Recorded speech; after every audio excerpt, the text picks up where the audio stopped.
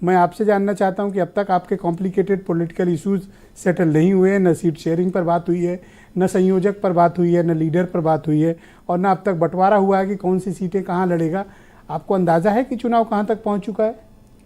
ब्रिजेश जी, ये आपसे किसने कह दिया कि हमारे जो पॉलिटिकल इश्यूज हैं उस पर कोई चर्चा नहीं हुई या उस पर कोई बात नहीं हुई या हम किसी भी लॉजिकल एंडिंग पर नहीं पहुंचे? देखिए, ये ब्रिजेश जी, ये भारतीय जनता पार्टी का बनाया हुआ एक नैरेटिव है, जो कि अभी आपने देखा कि अनिला सिंह जी से आप अभी बातचीत कर रहे थे तो ना उन्होंने देश की महिलाओं पे, ना देश के बच्चों पे, ना महंगाई पे, और ना ही पेट्रोल डीजल की कीमतों पे, ना ही बेरोजगारी पे, किसी पर भी उन्होंने बात नहीं करी। सीधे सीधे वो राक्षस पर आ गई। देखिए ब्रिजेश जी, आपने अपनी ओपनिंग स्टेटमेंट में 3 चीजें बोली, जिसमें आपने एक बोला कि जो भारतीय जनता पार्टी आजकल जो चीज़ें कर रही है वो पॉलिटिकल सिस्टम को इंडिया के रीडिफाइन करेगी। मैं आपकी बात से ये सहमत 50% तक के हूं, क्योंकि भारतीय जनता पार्टी जो नैरेटिव सेट करना चाहती है वो नैरेटिव सेट करेगी, लेकिन जो इंडियन पॉलिटिकल सिस्टम को ब्रिजेश जी 2024 में रीडिफाइन करेगा, वो नौजवानों की बेरोजगारी रीडिफाइन करेगी, वो महिलाओं की सुरक्षा रीडिफाइन करेगी, वो बेरोजगार युवक जो नौकरी मांग रहे हैं वो रीडिफाइन करेंगे इंडियन पॉलिटिकल सिस्टम को 2024 में। और मणिपुर में हमारी बहनों की खोई हुई अस्मिता को ब्रिजेश जी ये पॉलिटिकल सिस्टम को 2024 में रीडिफाइन करेंगे। बढ़ती हुई महंगाई रीडिफाइन करेगी और जातिगत जनगणना रीडिफाइन करेगी।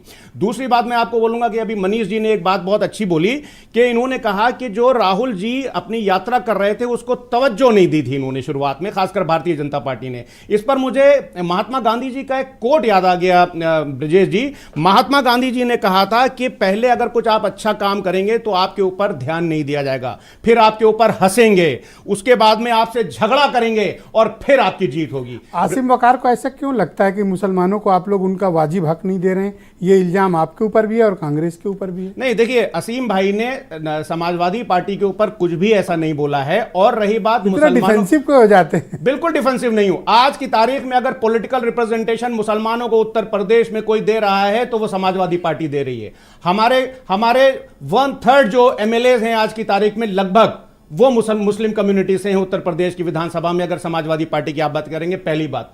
दूसरी बात ब्रिजेश जी, एक बड़ी इंपॉर्टेंट चीज है। अभी यहां पर आप ब्रिजेश जी इतने बड़े पत्रकार हैं और वाकई खोजी पत्रकार हैं। आपने एक मैं ये नहीं बोलूंगा कैजुअली, लेकिन आपने बहुत ही बड़ा स्टेटमेंट दे दिया, जिसको बोलते हैं ना कि and I have read between the lines. आपने बोला कि अगर अभी नहीं सुधरोगे तो ये लोग विपक्ष को खत्म कर देंगे। ब्रिजेश जी, ये विपक्ष को भी खत्म करेंगे। ये जो संविधान है, जो प्रधानमंत्री जी के पूर्व इकोनॉमिक सलाहकार हैं, उन्होंने बोला था कि वक्त आ गया है कि संविधान को बदल दो। ब्रिजेश जी, बस 20 सेकंड। ये हिंदुस्तान के फेडरल स्ट्रक्चर को खत्म कर देंगे, ये पार्लियामेंट्री सिस्टम को खत्म कर देंगे और ये हिंदुस्तान की डेमोक्रेसी को। अनिल दुबे को मैं आमंत्रित करता हूं, राष्ट्रीय